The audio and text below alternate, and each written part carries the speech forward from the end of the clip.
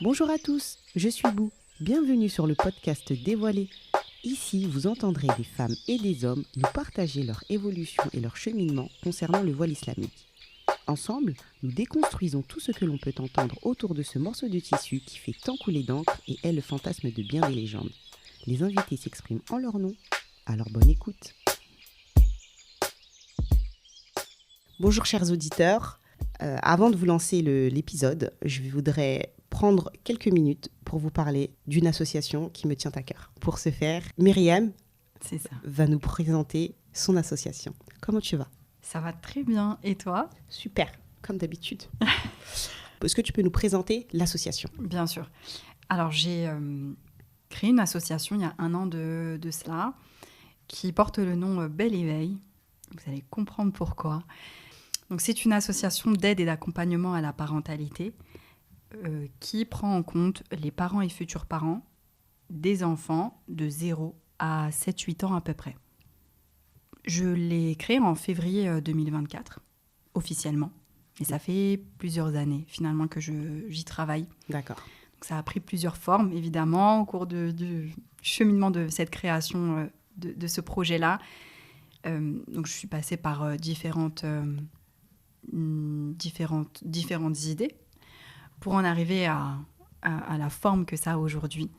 Et voilà. Donc aujourd'hui, elle est bien créée, bien en place et on espère pour longtemps. Et donc du coup, pourquoi est-ce que tu l'as créée cette association ? Alors moi, étant professeure des écoles depuis quelques années maintenant, j'ai été confrontée aux difficultés du terrain. Donc je suis professeure des écoles en Seine-Saint-Denis depuis toujours. Et effectivement, je me suis rendu compte que mon action était limitée face aux enfants parce que je les ai de 8h30 à 16h30, mais après, ils rentrent chez eux dans un autre environnement avec d'autres habitudes, d'autres rituels ou non. Et ces habitudes-là ne suivent pas forcément ce que moi j'instaure en classe et peuvent même être en totale contradiction. Ce qui venait un petit peu, opposer les environnements et perturber un petit peu l'enfant. Et puis j'avais même l'impression, parfois, de brasser un petit peu de l'air, parce que j'avais pas l'impact sur les parents.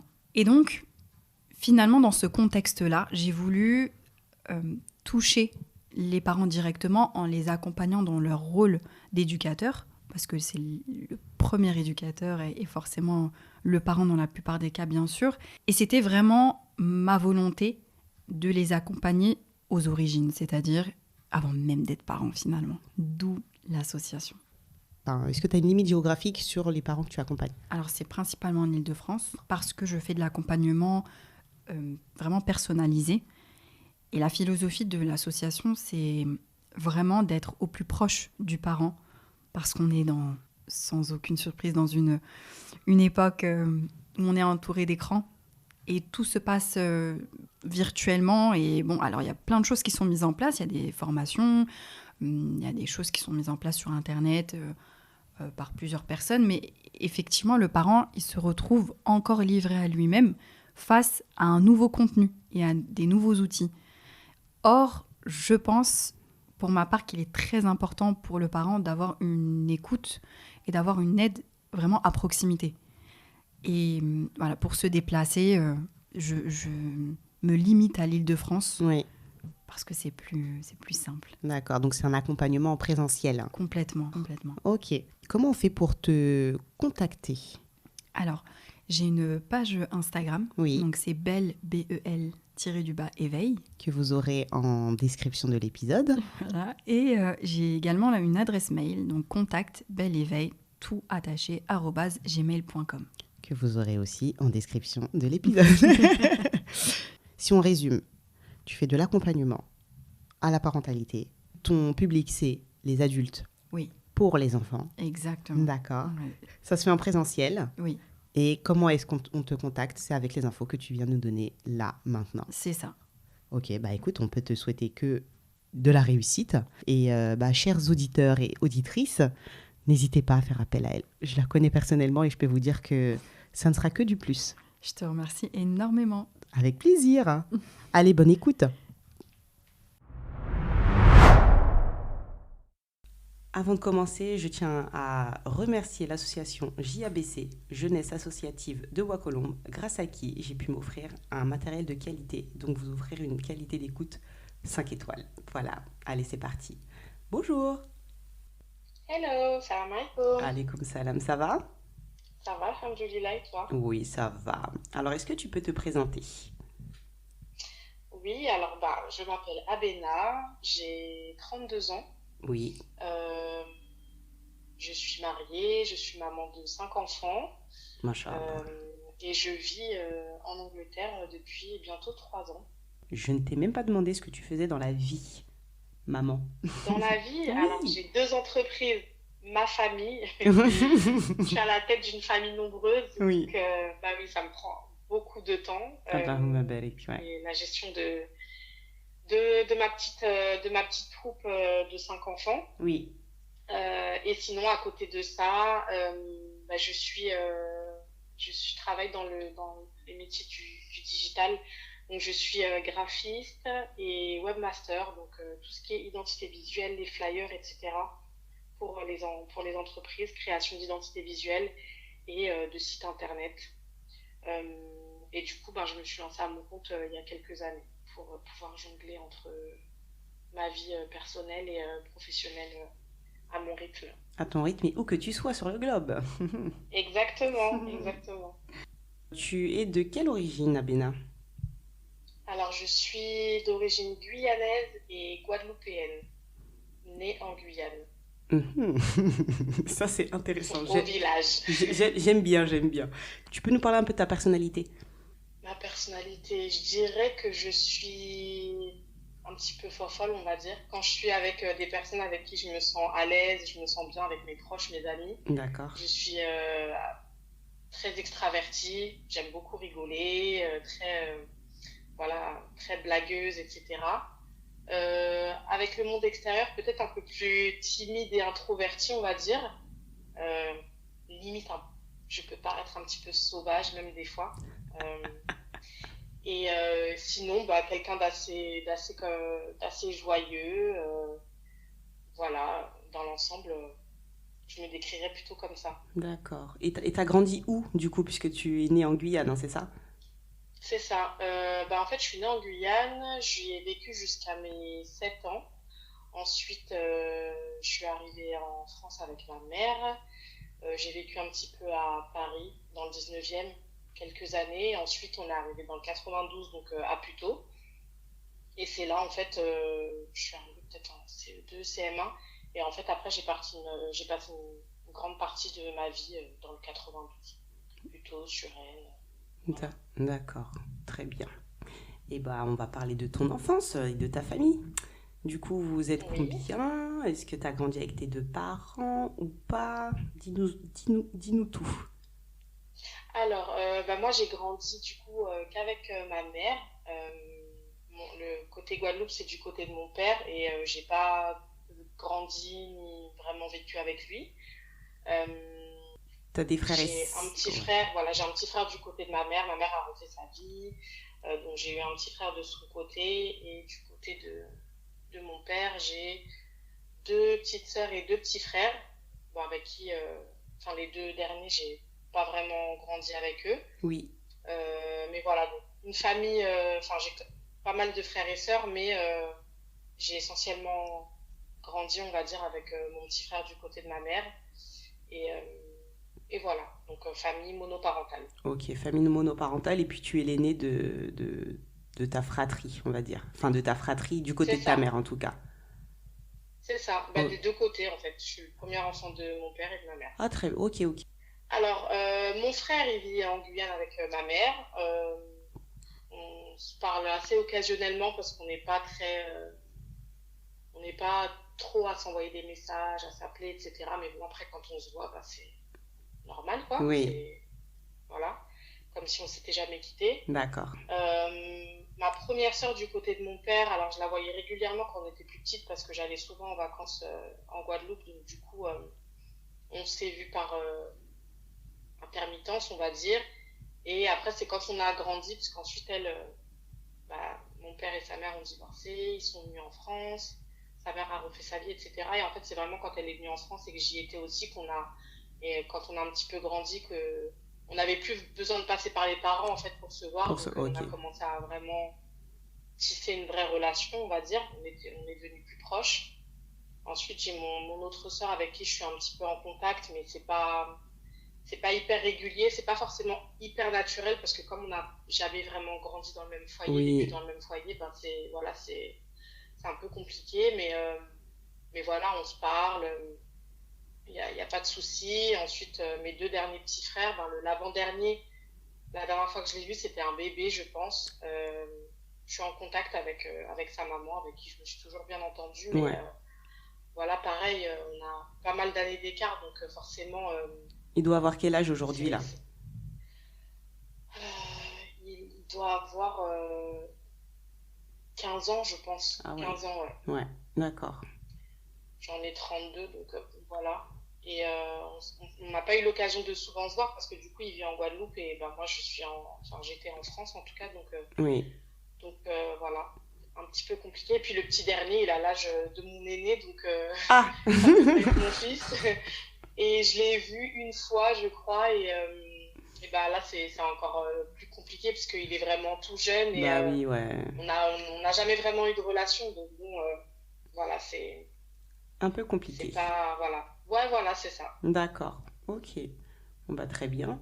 Et du coup, ton rapport primaire à la religion dans son ensemble, pas forcément islamique, mais est-ce que tu as grandi dans une famille où il y avait une religion et est-ce que vous la pratiquiez, cette religion? Alors, sachant que moi je suis née, j'ai grandi en Guyane, là-bas la plupart des personnes sont chrétiennes. euh, de différentes branches. Et en fait, c'est assez culturel en fait aux Antilles-Guyane de se baptiser, en tout cas pour les personnes qui se disent être catholiques, on va dire. Donc moi, j'ai été baptisée quand j'avais 1 an et demi, Oui, euh, donc à l'église catholique. Mais en fait, en grandissant, quand j'ai commencé à me poser des questions, j'en ai parlé avec ma mère et elle m'a clairement dit qu'elle l'a fait parce que voilà, il fallait le faire quoi. En d'accord, fait, mais à l'époque, ça se discutait pas trop. Enfin, ok. t'as un enfant, il faut le baptiser, quoi. C'est comme ça, quoi. Enfin, c'est limite plus culturel que religieux parce que sinon, dans ma famille, enfin, je suis jamais allée à l'église, j'ai pas fait ma première communion, je suis pas allée au catéchisme. Enfin, y a pas vraiment Oui, t'as pas eu d'éducation religieuse. d'éducation religieuse. Ouais, voilà, pas du tout. Enfin, puis même, je sais pas, moi, avec mes tantes, même ma grand-mère du côté de ma mère et tout, c'était pas quelque chose de présent, en fait, dans notre famille. Hmm. Euh, du côté de mon père, parce que je voyais, j'allais de temps en temps en vacances chez ma grand-mère paternelle, qui elle habitait dans le sud de la France. Elle est catholique et du coup, quand j'étais chez elle, voilà, la petite prière avant de manger, de temps en temps, elle m'amenait à l'église avec elle. Mais bon, c'était vraiment occasionnel. Moi, je le voyais plus comme. Enfin voilà, je faisais pour lui faire plaisir, mais il n'y D'accord, avait pas vraiment de suivi, il y avait pas d'éducation religieuse, quoi. Donc, ok, le rapport avec la religion quand j'étais plus petite, je savais même pas vraiment ce que c'était en fait d'avoir une religion quoi. d'accord. Donc voilà, Mais à un moment donné, il me semble que tu as fait tes propres recherches par rapport au christianisme, c'est ça? c'est ça. Quand j'ai l'année du bac, ma mère en fait elle est rentrée en Guyane. Moi je suis restée en France pour continuer les études. Euh, et puis il est arrivé un moment où voilà, j'ai commencé à me poser un petit peu des questions spirituelles. Voilà, essayer de comprendre c'est quoi vraiment le but de notre présence ici sur Terre, qu'est-ce qui se passe après la mort, genre tout s'arrête et ça y est, c'est fini. Enfin voilà, j'ai commencé à me poser des questions, donc naturellement, en fait, je me suis dirigée vers la religion chrétienne. Oui, Donc j'ai commencé à essayer de lire la Bible et tout, mais bon, tout comme le Coran, tu me diras, lire un livre aussi complexe seul, enfin, c'est pas que ça n'a pas de sens, mais c'est trop compliqué de le comprendre ouais, seul. Donc voilà, j'ai commencé à essayer de me renseigner un petit peu. Mais je pense qu'à ce moment-là, certainement, j'étais pas vraiment prête. En fait, je savais que je croyais en Dieu, ouais, en un Dieu en tout cas unique, Mais voilà, à force de me renseigner, il y avait des choses qui collaient pas, en tout cas avec ma vision, on va dire, de la religion dans le catholicisme, parce que c'est vers là que je suis allée en premier, vu que D'accord. j'ai été baptisée. Ensuite, j'avais une amie qui, elle, était protestante, donc je lui en parlais un petit peu, et en fait, bah, elle m'a un petit peu amenée à l'église avec elle, et déjà, je trouvais ça, euh, je vais pas dire plus cohérent avec mes croyances, parce que non, mais l'ambiance, déjà, elle me donnait un petit peu plus, déjà, on va dire, peut-être envie de m'y intéresser. D'accord. Mais après, voilà, il y a toujours le même point sur lequel il y avait quelque chose qui me titillait un petit peu. Et en fait, une fois arrivée au lycée, j'ai fait la rencontre de copines. Oui. Et en fait, ben, la plupart étaient musulmanes. Et je me suis, enfin, ça m'intéressait beaucoup de savoir en fait quel était le principe de la religion, comment se caractérisaient leurs pratiques, des choses comme ça. Donc ouais, on va dire que c'est à partir du lycée que vraiment un petit peu avant le bac, et puis on va dire que j'ai commencé à me poser des questions, mais je pense que peut-être un manque de maturité. Et puis comme j'avais Ouais. pas été éduquée dans, dans, Dans une dans la religion. discipline, on va Ah, dire, voilà, de la religion, d'accord. je voyais un petit peu ça, tu sais, comme, ouais, bon, ça demande quand même beaucoup d'efforts, on verra plus tard, quoi. Et D'accord. c'est après, en fait, après le bac, un petit peu après, que j'ai commencé vraiment à me pencher sur la question. D'accord. Et du coup, l'islam a fait son introduction du coup pendant tes petites recherches là. Mais Mhm. à quel moment t'as abandonné, si je puis dire, le christianisme? Et quel était l'élément en fait qui t'a fait basculer? Bah, clairement, la place de Jésus dans l'église, quoi, quelle que soit l'église. Ouais, Euh, Parce que sans savoir en fait ce que c'était l'attestation de foi chez les musulmans et que voulait dire être musulman, enfin la base de l'islam, moi j'ai toujours eu la ferme conviction qu'il existait un Dieu euh, tout puissant à qui on ne pouvait rien associer, un Dieu qui n'avait besoin de rien ni personne pour faire ce qu'il avait besoin de faire. Enfin voilà, je croyais au destin, etc. Sans savoir que tout ça, ça faisait partie de l'islam à l'époque. Et en fait, c'est vraiment ça quelle que soit l'église, la branche dans laquelle j'essaie de me rapprocher, quand voilà, j'entendais qu'on priait beaucoup Jésus. Je sais que pour certains, c'est le Fils de Dieu. Pour Dieu, pour d'autres, c'est carrément Dieu sous forme humaine. Et en fait, quand j'entendais ça, en fait, ça me choquait, quoi. Pourtant, j'étais encore un peu loin quand même de l'islam. ouais, Mais en fait, dans mon cœur, ça sonnait faux, quoi. Je me disais, mais non, en fait, enfin, c'est. Voilà, et ça vraiment, je me suis dit, en fait, au début, je pensais que c'était que chez les catholiques, raison ouais. pour laquelle je suis un petit peu allée voir ailleurs, et j'ai vu, en fait, que c'était partout dans le christianisme, la place que Jésus avait, et vraiment, je me disais, mais ça sonnait faux pour moi, quoi. Donc, à partir de là, je me suis dit, en fait, je trouverais pas ma paix, on va dire, dans le christianisme, quelle que soit sa branche. D'accord. Et enfin, quand tu as fait le pont entre le christianisme et l'islam, est-ce qu'il y a eu un temps de pause ou vraiment, peut-être que, je sais pas, tu as eu une illumination lors de tes recherches sur la religion islamique et puis après tu t'es dit, bon, bah écoute, finalement, ciao, ciao.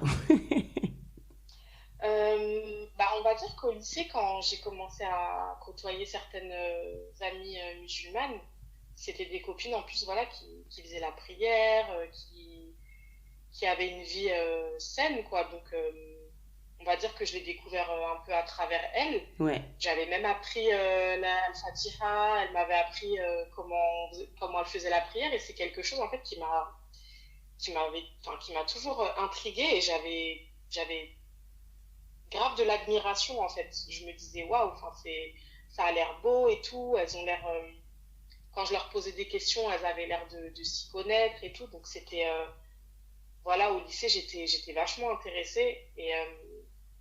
Et d'ailleurs quand j'ai commencé à en parler à ma mère, elle me disait que même au collège j'avais une amie qui qui était issue d'une famille musulmane. Et quand j'étais plus jeune, j'avais dit à ma mère, oh, sa grand-mère, elle porte le voile et tout, j'aime trop, je trouve ça trop beau. Non, mais j'avais aucune notion de ce que c'était. Enfin, je comprenais pas ce que ça représentait à l'époque, mais comme si en fait, c'était. J'avais déjà sans le Une savoir, attirance. j'étais déjà connectée à l'islam en fait, D'accord. tu vois, mais sans avoir aucune connaissance ou quoi que ce soit. Ouais. Et en fait, bah voilà, au lycée, je m'y suis intéressée. Puis après, comme je t'ai dit, je l'ai plus vu comme, ouais, mais quand même, prier, Ouais. c'est fatigant, ça demande du temps. Moi, j'aimais bien à l'époque mettre du vernis et tout. Donc tout ça, pour moi, c'était plus en mode, c'est beau, mais c'est un peu contraignant, quoi. Ouais, il y a beaucoup de Donc restrictions. j'ai un peu abandonné, entre guillemets, on va dire, pendant le lycée. Et puis c'est plus tard, en fait, que j'ai commencé vraiment à me poser des questions et à commencer à lire certains livres, des livres assez simples à lire, ne serait-ce que quels sont les piliers de la religion, des choses comme ça. Et c'est vraiment là, en fait, que j'ai commencé à me dire, mais en fait, ça répond, en tout cas, les questions que je me pose de mon existence, enfin, de l'existence de l'humain, etc. Ça cochait toutes les cases, ça répondait à mes questions, en fait. Donc après, en fait, c'est tout naturellement que là, j'ai embrassé l'islam. D'accord. Et tu t'es convertie à quel âge? C'était en... J'ai l'impression de parler comme une vieille quand je réfléchis aux années comme ça, là. C'était en 2000... 2014. Oh, ça va faire 10 ans cette année. Ah oui, ça va faire 10 ans, ouais. Ah, le temps passe. Ouais, Ça va faire ouais, 10 ans. voilà. Et tu te rappelles de cette journée où t'as embrassé l'islam? Ah oui, je m'en souviens. Ça faisait un moment que j'y pensais. Et en fait, plus j'en apprenais, plus pour moi c'était comme une évidence. Euh, mais je sais pas pourquoi à chaque fois j'avais peur en fait de sauter le pas, vraiment officiellement dans le sens où j'avais peur de pas être digne de mon créateur, de pas ouais, de pas être à la hauteur en fait. Je me mettais un petit peu la pression et je me disais mais imagine en fait t'y arrives pas, tu le rends pas fier, etc. Donc j'ai eu entre le moment vraiment où enfin, je savais dans mon cœur que ça y est, c'était bon, et le jour où vraiment je me suis convertie officiellement, il s'est passé peut-être que quelques semaines, voilà. D'accord. Et, euh, et ensuite, ouais, en fait, je suis allée à la mosquée avec un petit groupe de copines et j'avais envie de rendre la chose vraiment, enfin, de devenir musulmane vraiment dans la maison des musulmans, quoi. D'accord. Et même si, bon, voilà, je sais que c'est pas obligatoire d'aller à la mosquée pour le faire, mais j'avais envie d'être dans cette vibe-là et, euh, et du coup, ouais, je suis allée, c'était en décembre 2014 et, euh, et quand je suis sortie de là, bah, j'ai pleuré comme un bébé, j'étais Oh, trop petit heureuse, cœur. Ouais. c'était trop beau en fait. Toutes les sœurs qui étaient là, elles me prenaient dans leurs bras, elles m'ont offert la citadelle du musulman, il y en a une qui m'a offert un Coran, elles étaient là, elles me faisaient des câlins et tout. Et puis avec mes copines aussi, on était dans l'émotion et tout.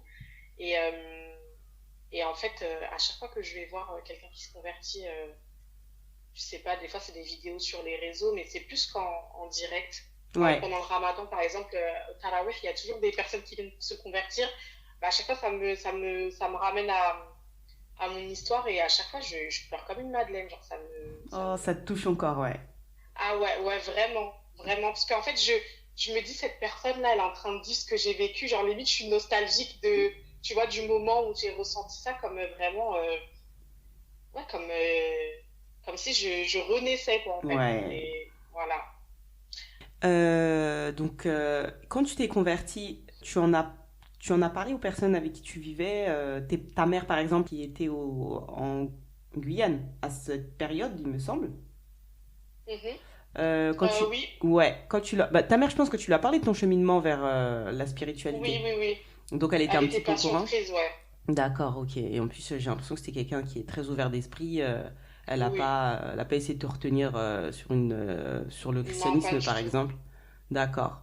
Et du coup, quand tu t'es converti, Il y avait qui t'entourait au-delà de tes copines? T'étais avec qui et comment ça a été accueilli ce changement?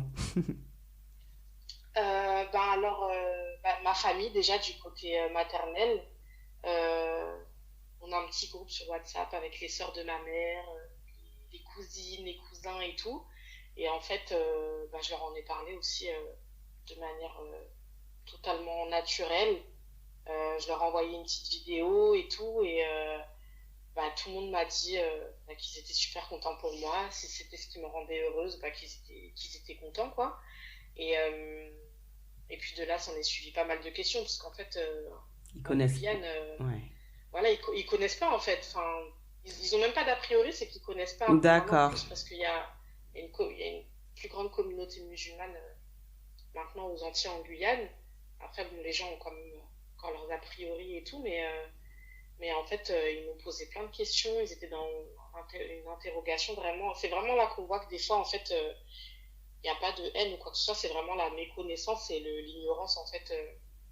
Et du coup, je suis assez contente parce que sur certains points, euh, ils ont, ils ont changé d'avis, on va dire, peut-être des a priori ou des choses négatives, visions négatives qu'ils avaient en fait en me voyant. Surtout avec les années, tu vois que la personne, en fait, elle change pas, C'est ça. elle est toujours la même, mais en meilleure version. En tout cas, c'est ce que j'essaye d'être. Ouais. Euh, En fait, ils se rendent compte que, enfin, en fait, je suis toujours une personne normale, quoi. Juste, j'ai ma religion dans ma vie, mais sinon, je suis toujours la même, quoi. Donc sur ça, ouais, il y a eu absolument aucun problème. Et vraiment, quand j'entends certains récits de sœurs qui ont vraiment de grosses difficultés avec leur famille, Ouais. vraiment, ça me fait vraiment mal au cœur parce que je me rends compte que j'ai une chance énorme que d'autres, malheureusement, n'ont pas, vraiment qu'Allah les facilite.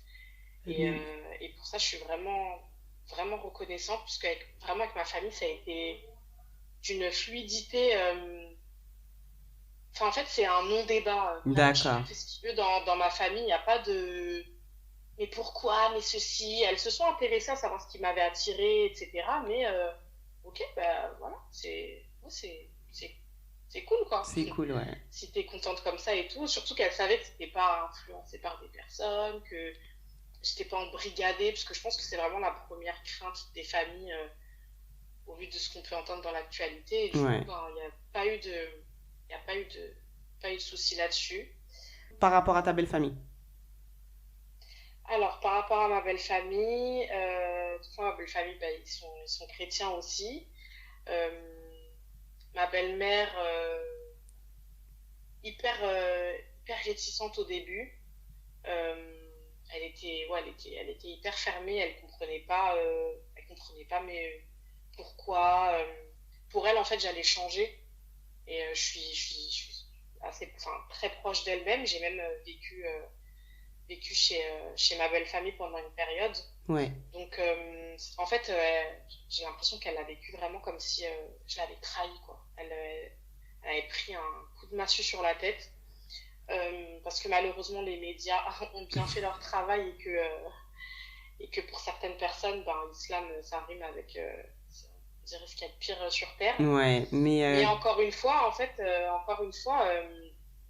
c'est le temps, en fait, qui montre aux proches que c'est entre guillemets juste une religion. Enfin, moi, je reste un être humain bah oui, pareil. c'est ça. Voilà, j'ai pas changé. Surtout, ils ont vu que je les ai pas rejetés. Je me suis pas éloignée en mode, oh, moi, je peux plus parler avec toi parce que t'es pas musulman. Ah non, je traîne pas avec toi parce que Et t'es pas habillé comme je l'aimerais. Enfin, et en fait, avec le temps, c'est passé. ouais, elle a complètement accepté. Quand on va manger chez elle, elle achète la viande halal et tout. Elle est aux petits soins en fait. Je pense que pareil, elle a été rassurée avec le temps de voir que ma personnalité elle changeait pas, que j'étais pas là en train de la juger ou quoi que ce soit et qu'en fait il y avait rien qui changeait. Donc avec le temps en fait c'est devenu pareil un non-sujet, hein. Elle a D'accord. sa religion, nos enfants ils savent que voilà, mamie elle a pas la même religion que nous et Elle est de quelle confession, ta belle-mère? euh, à la base j'aurais dit catholique mais il me semble qu'elle était aussi dans l'église des Mormons pendant une période, mais je sais pas si c'est toujours vraiment le cas. D'accord. Donc c'est le christianisme de toute façon, ouais. Voilà, voilà, chrétienne en tout cas, oui, voilà. Ok. Donc, les enfants, voilà, ils savent que on n'a pas la même religion, que Oui, mais après, je pense que voilà. quand t'es arrivé dans sa famille, enfin, vu les origines que t'avais, et en plus t'es un enfant baptisé, elle s'est dit, ah bah chouette, En plus, ma belle famille, ils sont du Ghana. Je m'appelle Abena. Abena, ça vient du Ghana. En fait, j'avais coché toutes les cases, je crois.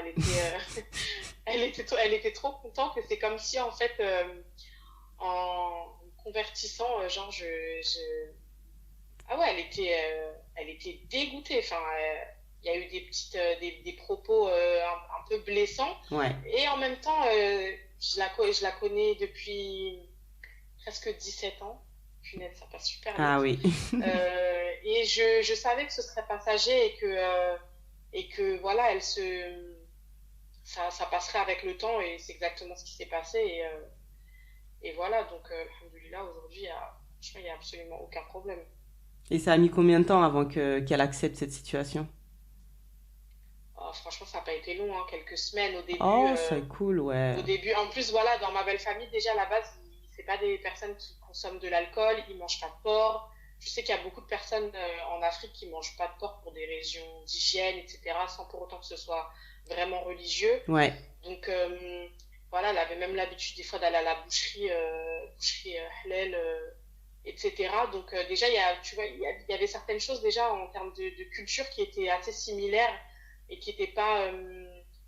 Tu vois, je suis pas arrivée dans une famille où oui, voilà, l'alcool, c'est la base. À chaque repas, on a notre verre de vin, on mange beaucoup de viande de porc, etc. Donc déjà, je pense que, tu vois, il y a des familles déjà qui sont traînées. Ah, écoute, nous, on va pas arrêter de boire notre alcool ou ouais. de faire les repas qu'on veut parce que maintenant, vous êtes dans votre truc et tout. Donc déjà, je pense que ça facilite sur certaines choses. Et ouais, voilà, ça a duré quelques semaines. Elle boudait un petit peu. Moi, je suis hyper taquine avec elle. Franchement, c'est passé rapidement, quoi. Ah bah c'est cool. Puis après, ouais, voilà, franchement, là, j'ai pas eu de, j'ai pas eu vraiment de, ça n'a pas été un obstacle, quoi. D'accord. Et donc maintenant, parlons du voile. Le Comment... foulard, Oui, le hijab. tout à fait. Comment c'est rentré dans ta vie? Déjà, est-ce que quand tu t'es convertie, tu savais que le voile était une obligation personnelle pour la Alors, femme? oui, oui, oui, j'avais conscience, pardon, que le hijab faisait partie des obligations individuelles de la femme en islam. Oui. Euh, mais, mais, euh, mais en fait, j'étais tellement, on va dire, quand je me suis convertie dans l'euphorie de...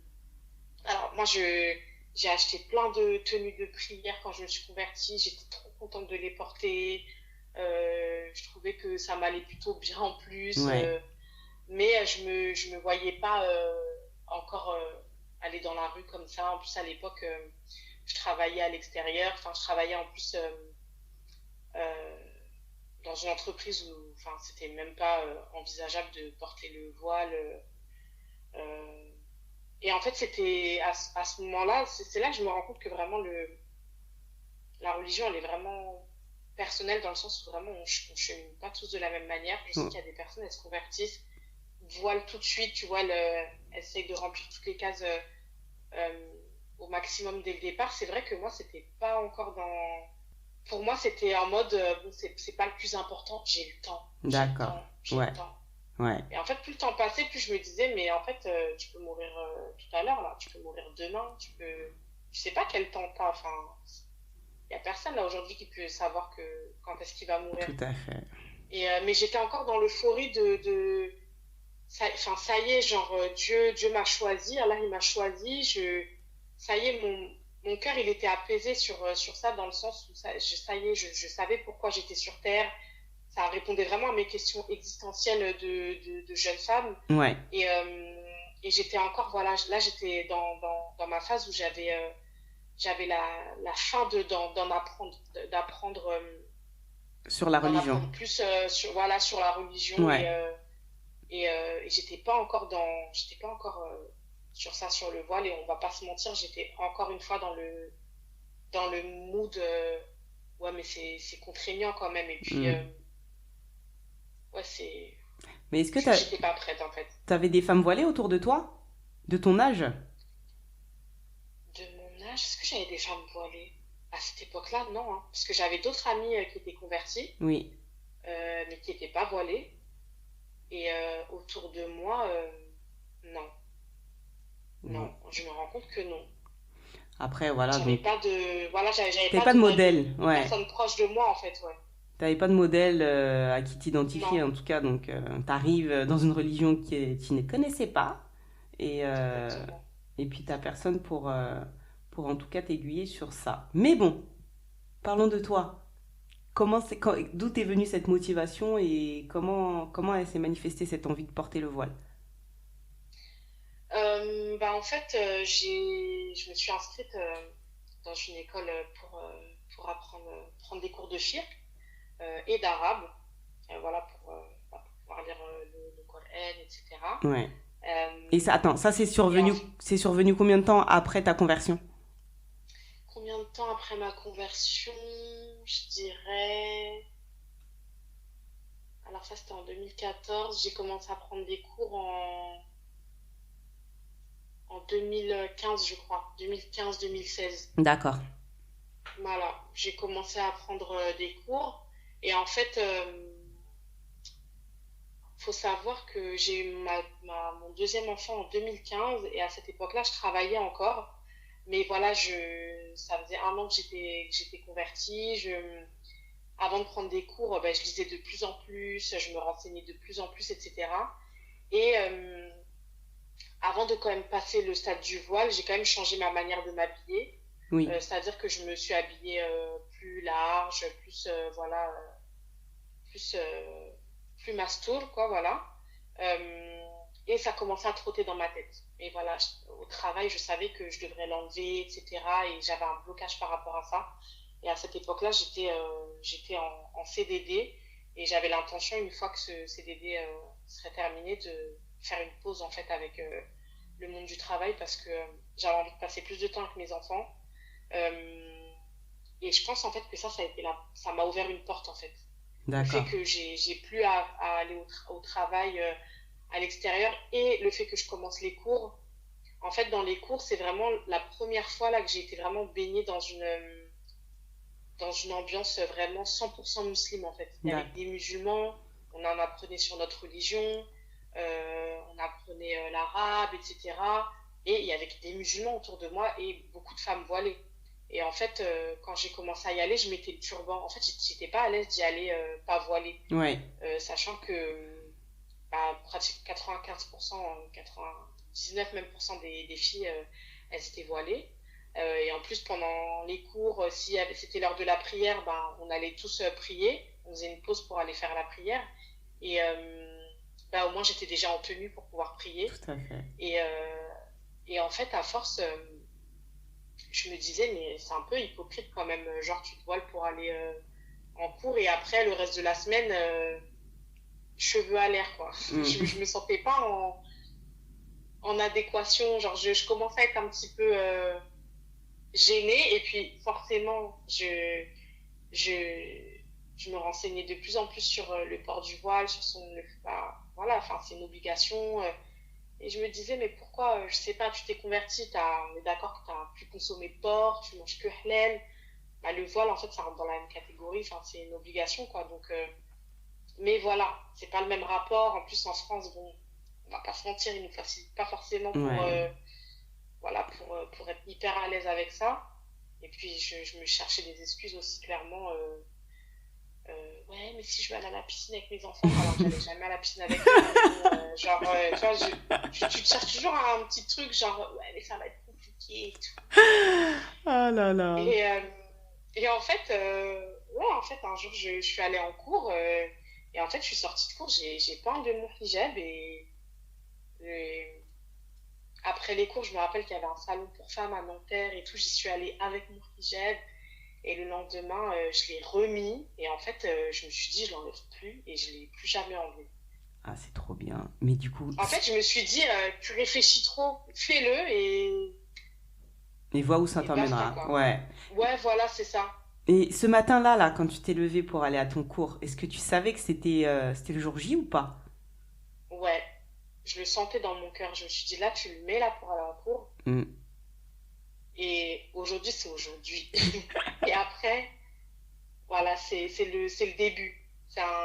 Encore un nouveau début. Donc, ouais, en fait, j'ai vraiment eu la confirmation quand je suis sortie de cours.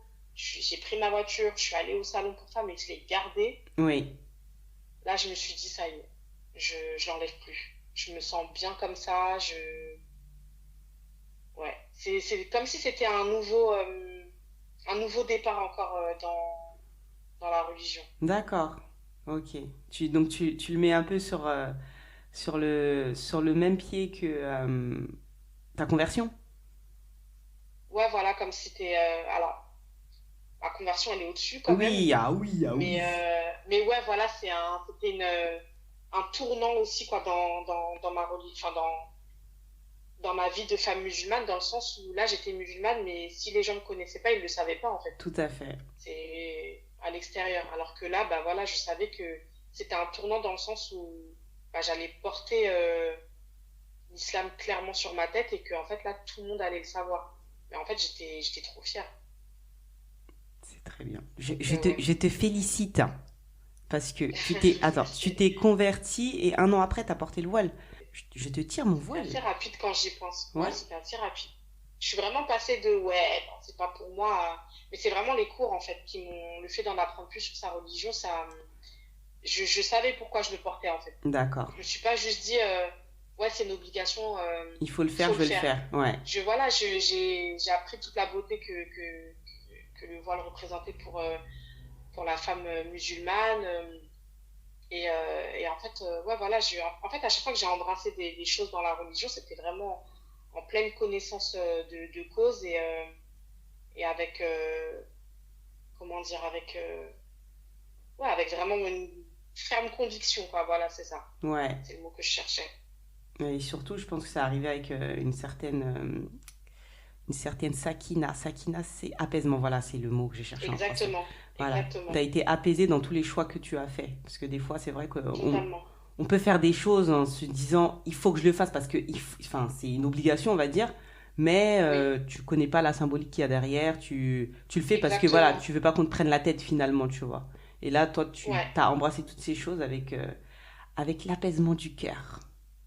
exactement, exactement. Et je sais que voilà, si les questions, les personnes me questionnent autour de moi qui sont pas musulmanes et tout, je sais que je pourrais répondre en toute, comment dire, en étant sûre de moi, quoi. Oui, Pas, oui, non, mais on doit le faire, c'est comme ça. Oui, mais pourquoi? Non, mais c'est comme ça. Vraiment, voilà, je peux l'expliquer avec des mots simples qui vont leur permettre de comprendre. de mieux comprendre, même s'ils n'adhèrent pas, mais au moins de comprendre. Oui. Et vraiment, ça, c'était important pour moi, en fait. Donc ouais, voilà, c'est exactement ça avec ça qui m'a. Ah bah, c'est top. Et puis Mm. maintenant, comment tu le vis au quotidien? Comment je le vis au quotidien? Ouais. Bah, Ça fait 9 ans que tu le portes là, du coup. depuis, ouais, euh, 9 ans au mois de novembre. Ouais, c'est ça. Ça passe trop vite. Ouais. Bah, aujourd'hui, c'est devenu ma seconde peau, hein. Enfin, mon hijab, j'y suis fermement attachée. C'est comme ça que je me sens femme, que je me sens féminine, que même si on essaye de nous faire croire le contraire, Mm. je, ouais, c'est vraiment une seconde peau en fait. Je suis heureuse comme ça. Enfin, j'ai eu des petites périodes pas de doute où j'avais envie de le retirer ou quoi que ce soit, mais un peu de crainte. Il y a eu une période, surtout quand j'étais enceinte de mon troisième, où il y avait des agressions à répétition sur les femmes voilées et j'étais Ah, un ok. peu angoissée, tu vois, de me dire que voilà, voilà, le fait que je sois une représentation ambulante de l'islam comme ça dehors, j'étais, j'ai pas eu de doute par rapport à mon voile, mais où j'étais peut-être, on va dire, moins à l'aise, etc. Ouais, Mais sinon, à part ça, oui, aujourd'hui, ouais, je suis une femme voilée, fière de représenter l'islam. Ma pudeur, elle a grandi aussi avec les années. Je sais pourquoi je m'habille de manière pudique. J'aime ça, je prends plaisir à le faire. Euh, et ouais, c'est devenu totalement naturel et je trouve ça fou parce que j'ai vraiment grandi dans une famille enfin dans une culture même aux Antilles-Guyane. oui, Voilà, on est en short, on est en débardeur, il fait chaud.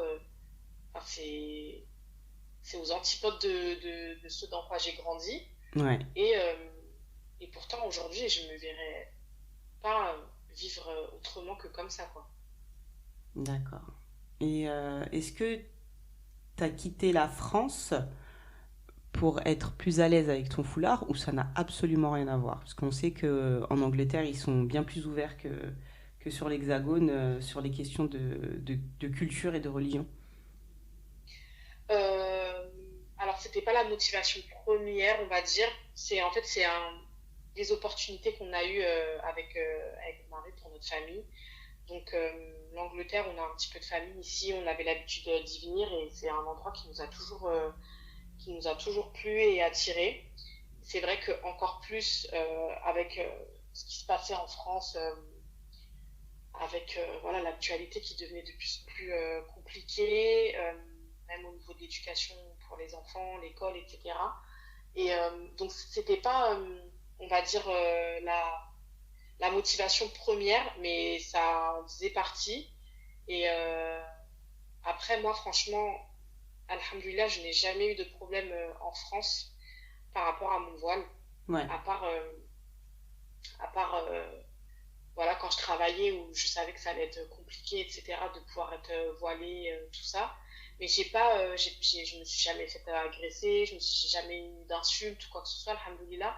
Donc j'ai pas été, moi, confrontée à ça de manière frontale, on va dire. hmm, Mais bon, malheureusement, je constate énormément de choses de ce genre dans différents récits de sœurs ou même de frères. Et puis même dans les médias, on voit bien que voilà, on n'est pas les préférés de la France. Mais, mais oui, c'est vrai qu'en arrivant ici, du coup, j'ai quand même ressenti un soulagement. Parce que je savais là que vraiment, je suis arrivée, je voyais les sœurs même en niqab et tout. Je me suis dit, voilà, je sais que vraiment, je vais être tranquille. Je vais pas hmm, être pressée, tu vois, quand tu vas voir un nouveau médecin. Moi, en France, j'avais toujours cette crainte. Est-ce que ah, je vais tomber sur un raciste qui va, je sais pas, être désagréable, ouais, ou tu as un rendez-vous administratif, est-ce que je vais tomber sur quelqu'un, voilà, qui va me parler mal, qui va me prendre de haut, enfin, tu vois. ouais, Et alors que ici, voilà, j'ai jamais eu cette appréhension-là, et du coup, ouais, c'est vrai que ici, quand même, ça m'a beaucoup apaisé au niveau de la religion, même par rapport aux enfants. Euh, d'accord. on est moins stressé qu'ils répètent certaines choses à l'école. Euh, donc, euh, donc oui, c'était pas la motivation première, genre on part de la France, on va en Angleterre pour la religion, mais c'est clairement rentré en compte pour ce choix-là. D'accord. Et les enfants, ils se sentent bien là-bas? Ah ouais, c'est des petits British, hein, Non, ça y est, hein.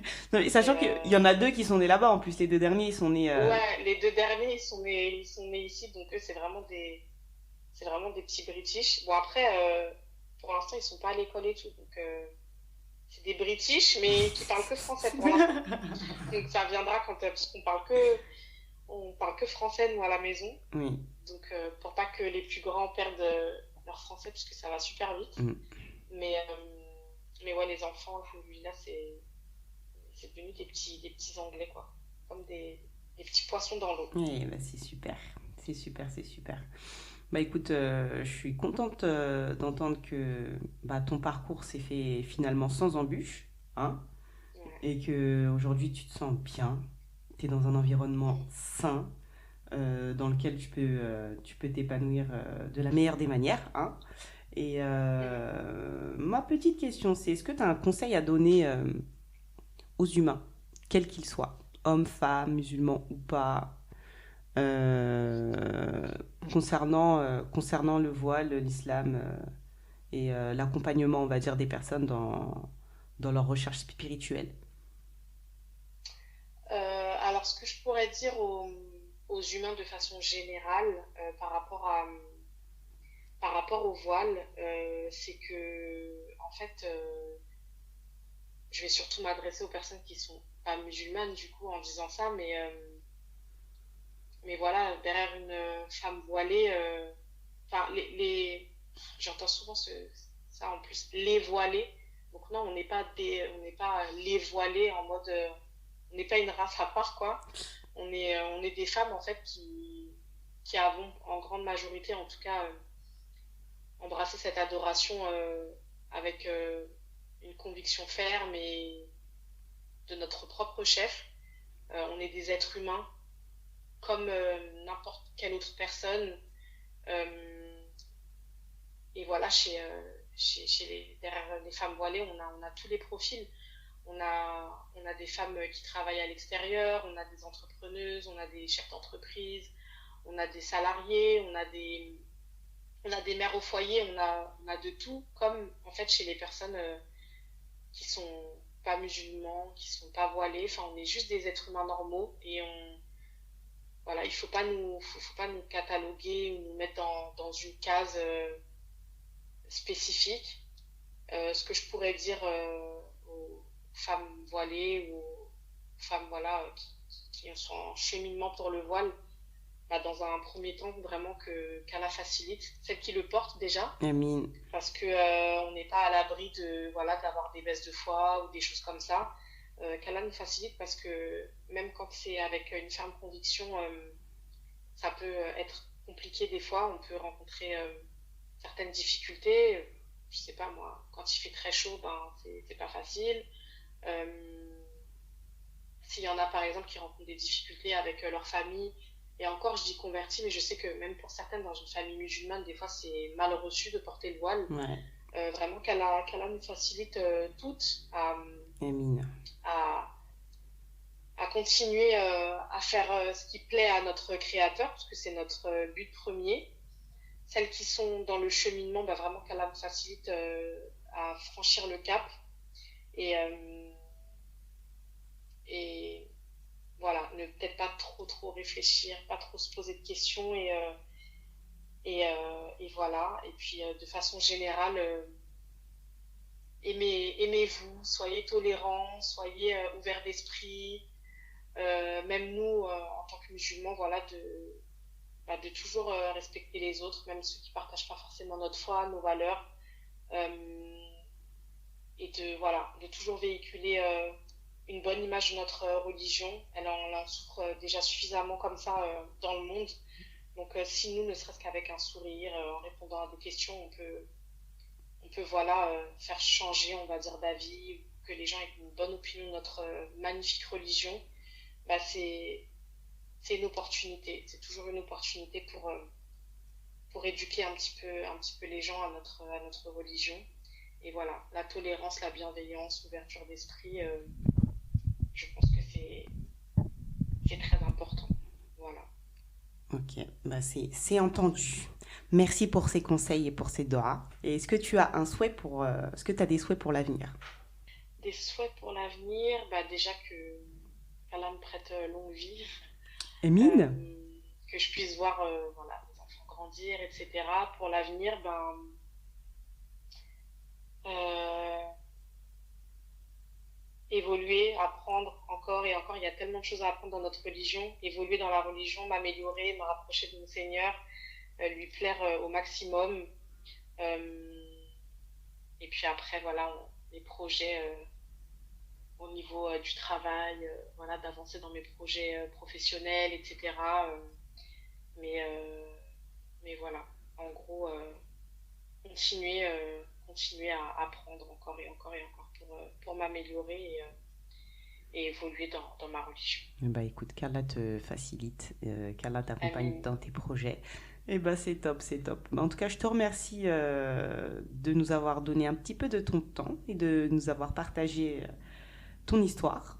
Je te souhaite encore une fois plein de belles choses, plein de bonnes choses, que vraiment Dieu t'accompagne et qu'il fasse que ton histoire soit entendue et qu'il peut-être voilà, que les gens accueillent avec bienveillance le changement de religion de certains ou tout simplement comme tu disais dans les familles musulmanes que le voile soit accepté comme il devrait l'être.